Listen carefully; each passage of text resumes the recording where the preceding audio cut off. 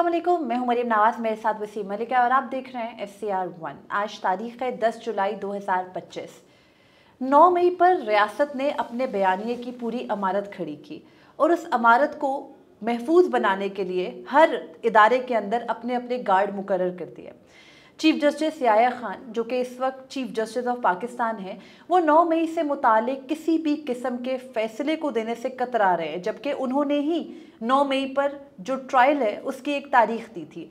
आज supreme court में एक ऐसे केस की समाअत हुई जिसके अंदर बज़ाहिर कोई रिलीफ तो नहीं दिया चीफ जस्टिस ने, लेकिन उन्होंने कुछ ऐसी ऑब्जर्वेशंस दी जिससे पूरे के पूरे निज़ाम इंसाफ, जो कि इस वक्त उनके मातहत कायम है, उनके ज़ेरे निगरानी है, उस पर सवालिया निशान उठे। चंद एक ऐसी बातें जो कि अब रिवायात बना दी गई हैं, लेकिन अदलिया के अंदर उनकी कोई गुंजाइश नहीं है, उनका भी एतराफ़ किया गया। ये मामला और मुद्दा क्या था आपके साथ शेयर करते हैं और आपके सामने ये मामला इसलिए भी रखना ज़रूरी है क्योंकि इंसदादी दहशतगर्दी अदालतें बहुत जल्द कई हज़ार जो पाकिस्तान तहरीक इंसाफ के वर्कर्स नॉमिनेटेड हैं, उनकी मरकज़ी लीडरशिप, उनके मेंबरान पार्लियामेंट इन मुकदमात में हैं, उनका फ़ैसला आने वाला है और उसके बाद जो मतलूबा जो भी नताइज हासिल करना चाहती है रजीम वो कर लेगी। तो इसके ज़िमन में कुछ बैकग्राउंडर्स हैं आपके सामने रखेंगे और इसके साथ ही सुप्रीम कोर्ट की परफॉर्मेंस। चीफ जस्टिस जनाब याह्या खान ने आज भी एक तारीखी जुमला कहा जब उनके सामने 9 मई मुकदमात में ताख़ीर और जो तरीक़ेकार अपनाया जा रहा है अदालतों में वो रखा गया, तो उन्होंने कहा शुक्र करें अदालतें काम कर रही हैं।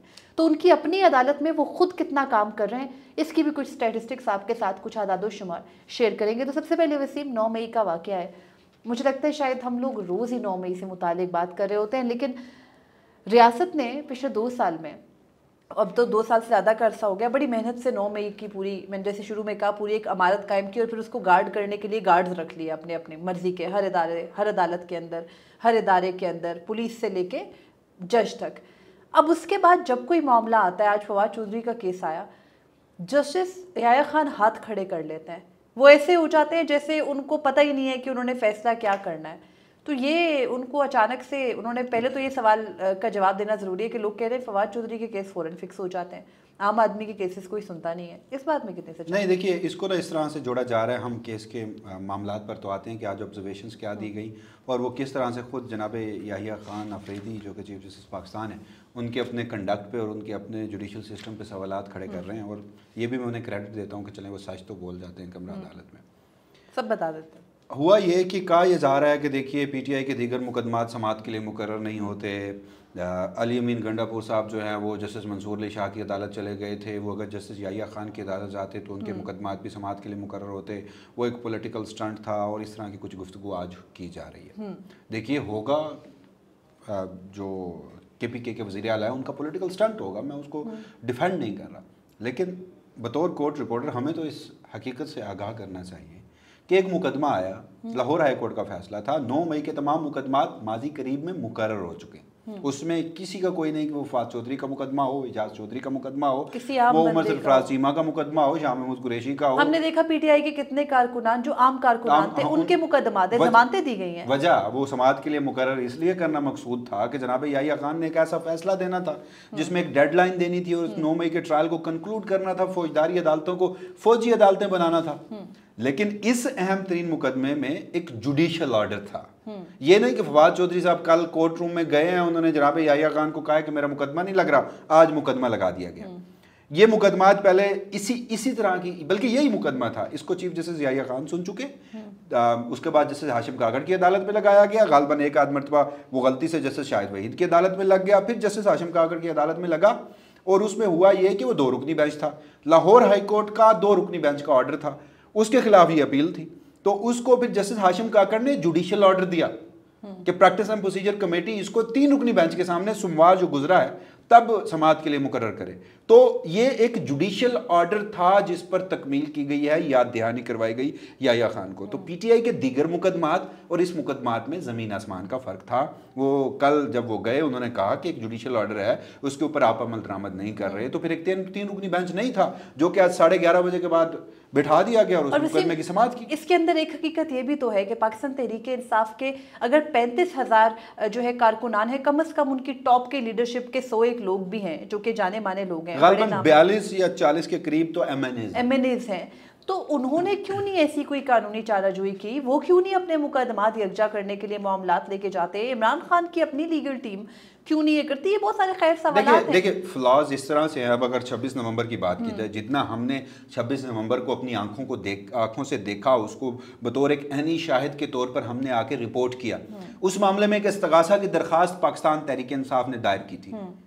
26 नवंबर से लेकर आज हम 10 जुलाई को बैठे, कमो बेश 11 माह से जायद का अरसा, 11 नहीं तो चले ये 8-9 माह से जायद का अरसा हो चुका।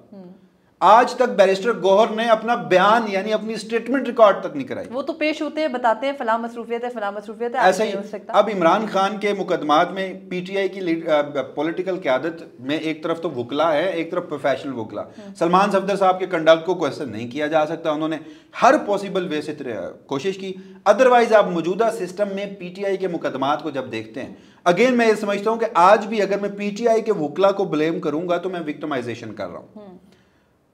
सरफराज डोगर साहब की अदालत में पीटीआई ने अपना इमरान खान का केस मुकर्रर करने के लिए क्या कुछ नहीं किया, हुआ, समाअत हुई, दैट्स इट। बहरहाल वसीम, आज के मुकदमे में 3 अहम बातें हैं। वैसे तो दिन भर ये समाअत आप हो सकता है बहुत सारे प्लेटफॉर्म्स पर देख चुके हो।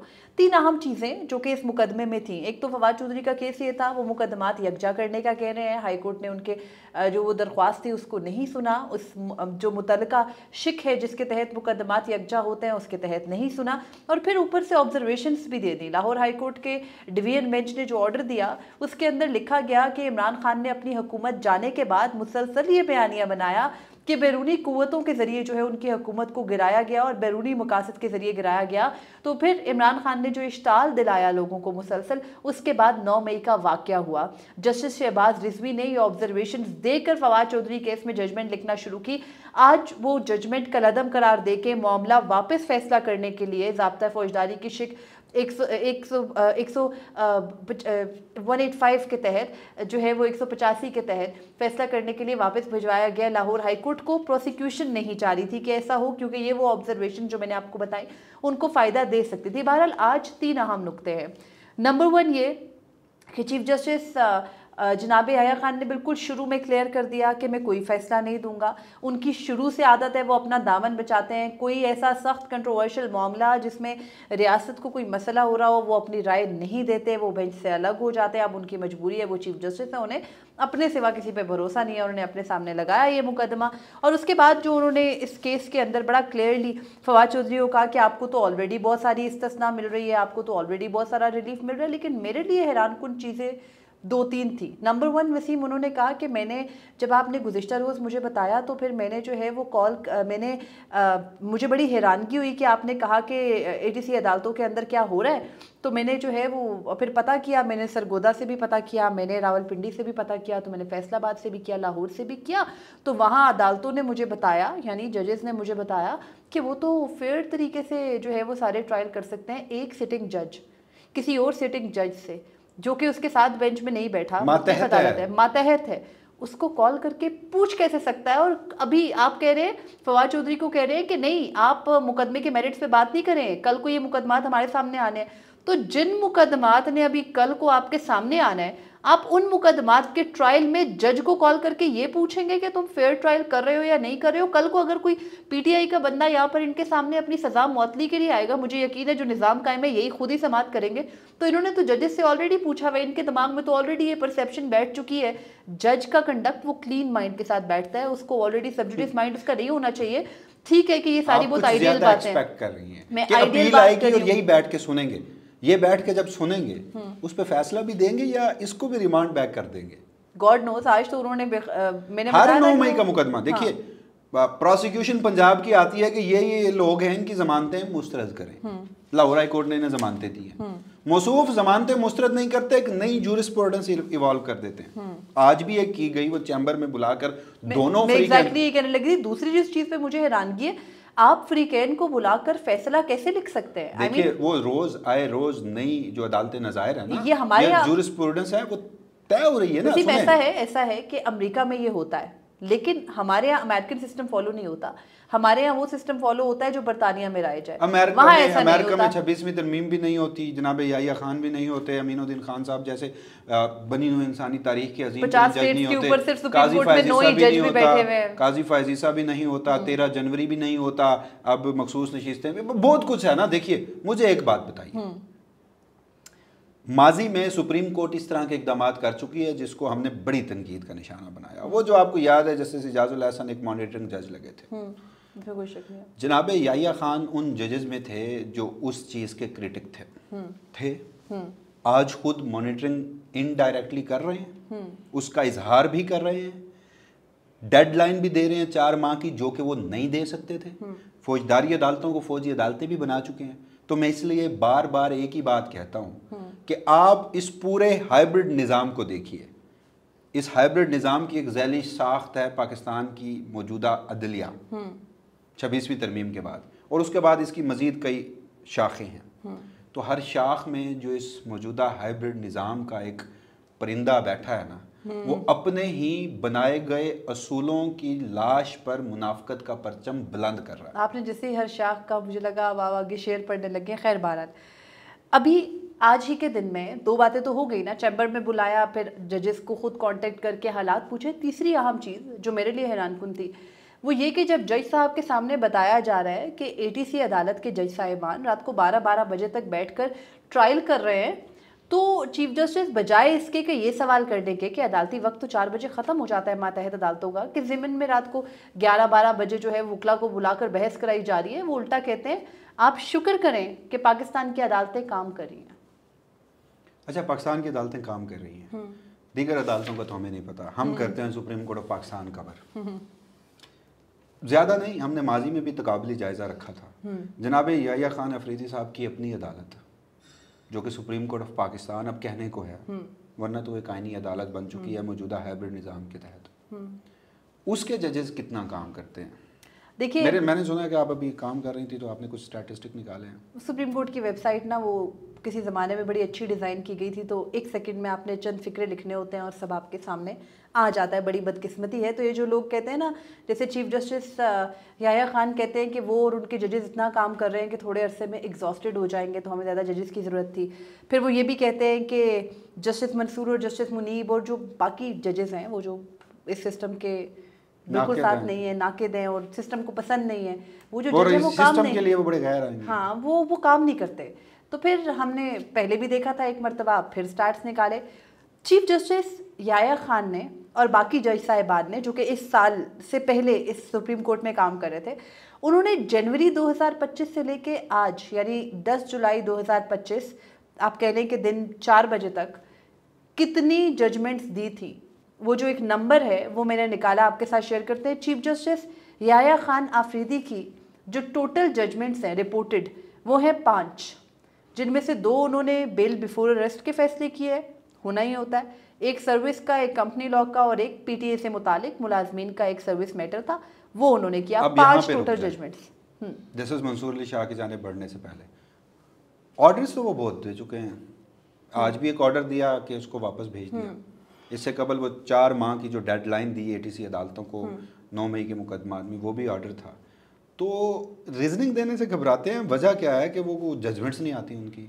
अगर उस मामले में वो केस को मेरिट्स पर सुनते और उसको डिसाइड करते, जमानतें मुस्तरद करते या मनसूख करते, कोई रीजनिंग देनी पड़ती है, एक रिपोर्टेड जजमेंट होती है। वो देखिए, चीफ जस्टिस जनाब याहिया खान के कंडक्ट को हम कितना एक डिस्कस करें, मैंने शुरू में भी बता दिया कि वो हर उस चीज़ से अपना दामन बचाते हैं जहां वो कोई ऐसी बात लिख देंगे, चाहे वो हक में या अगेंस्ट।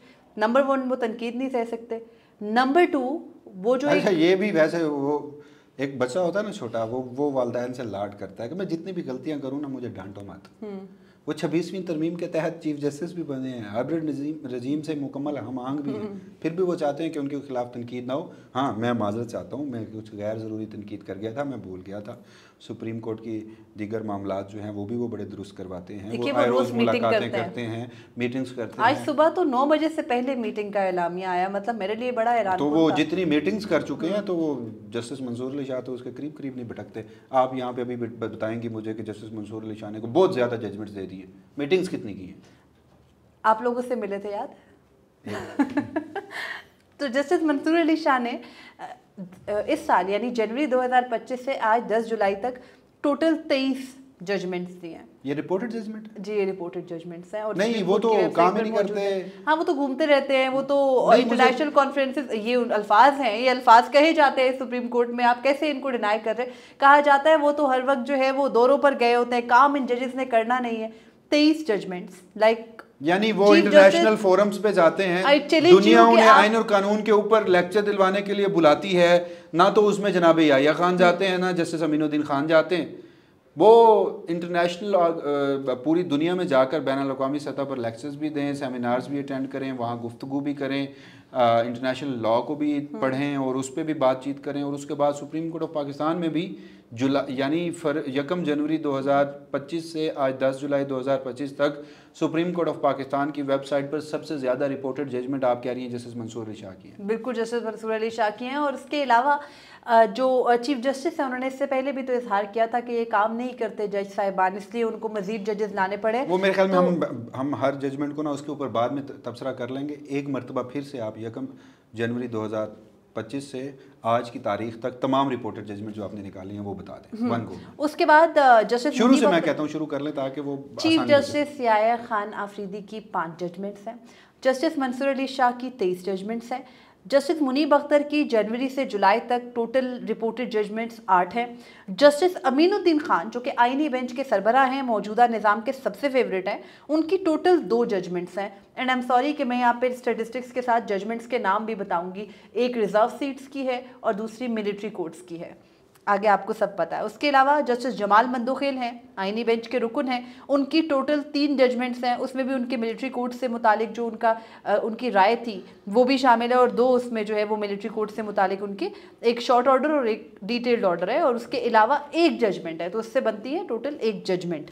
जस्टिस मोहम्मद अली मज़हर जो है उनकी 13 जजमेंट्स हैं, 3 जो है वो उसमें इन 13 में से उनके ऑर्डर्स हैं इस्लामाबाद हाई कोर्ट जजेस ट्रांसफ़र केस में, तो इसका मतलब है कि उनकी टोटल रिपोर्टेड जजमेंट्स 10 हैं। जस्टिस आयशा मलिक की 6 रिपोर्टेड जजमेंट्स हैं, किसी के अंदर कोई ऑर्डर नहीं है, उनकी 6 रिपोर्टेड जजमेंट्स हैं। जस्टिस अतर मिनल्ला की बेल मैटर्स में 6 जजमेंट्स हैं, जस्टिस हसन नज़र रिजवी की 3 जजमेंट्स हैं, जस्टिस शाहिद वहीद की 9 जजमेंट्स हैं, जस्टिस मुसरत हिलाली की 4 जजमेंट्स हैं, जस्टिस इरफान सादत खान की 22 जजमेंट्स हैं, जस्टिस नईम अख्तर अफगान की 5, जस्टिस मलिक शहजाद की 8, जस्टिस अकील अब्बासी की 5 रिपोर्टेड जजमेंट्स हैं, जस्टिस शाहिद बिलाल हसन की 16 है, और जस्टिस हाशिम काकड़ की इसी साल में 15 जजमेंट्स हैं। बाकी सारे जज साहिबान क्योंकि साल 2024 के शुरू में यानी जनवरी के बाद आए हैं, तो फिर हमने उनके स्टैटिस्टिक्स अभी इकट्ठे नहीं किए, अभी उनके जो कमोबेश 6-7 माह भी हैं वो पूरे नहीं हुए।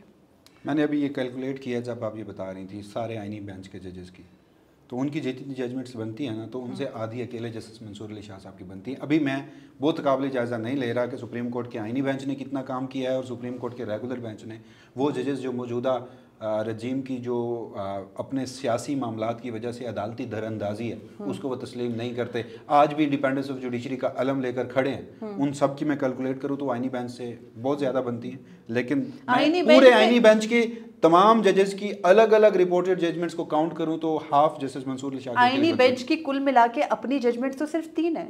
मैं इन जजेस की रेगुलर बेंच में बैठे हुए भी काउंट कर रहा हूं, अदरवाइज तो 6 महीने में, बल्कि नवंबर में बना था ये, 9 माह में आईनी बेंच ने 3 रिपोर्टेड जजमेंट्स दिए, और 26वीं तरमीम करते वक्त हमें बताया गया था कि ज़ेर इल्तवा मुकदमात का बोझ बहुत है, उस बोझ को ख़त्म करना है, एक बेंच को डेजिग्नेट करना है, और इसमें कोई शक नहीं है कि इन्होंने दरख्वास्तें बड़ी मुस्तरद की हैं, फैसला एक नहीं दिया क्योंकि उनके पास वक्त नहीं है। उन्होंने सुप्रीम कोर्ट से जाकर कुछ और अमूर भी देखने होते हैं जो बहुत ज़रूरी होते हैं, और फिर उनके मुताबिक आकर अगले दिन एक्ट भी करना होता है। इंतहाई माजरत के साथ अदलिया का हाल अब यही रह गया है, और उसके अलावा मुल्क में अजीब व गरीब किस्म के मुबाहिसे इन दिनों चल रहे हैं, और उसके साथ ही जो बदलती हुई सूरत हाल है सियासी, वो कब जाकर कुछ थोड़ी बहुत क्लियर होगी, ऊँट किस करवट बैठेगा, पसे पर्दा क्या हो रहा है। फिल वक्त जो है वो सामने में खामोशी और सब अच्छा अच्छा दिखाने की कोशिश हो रही है। अगस्त में जाके हो सकता है कि कुछ हमें सियासी एक्टिविटी देखने को मिले। फिल वक्त मुझे और वसीम मलिक को इजाज़त दीजिए। अल्लाह हाफिज़। अपने फीडबैक से ज़रूर आगाह कीजिए।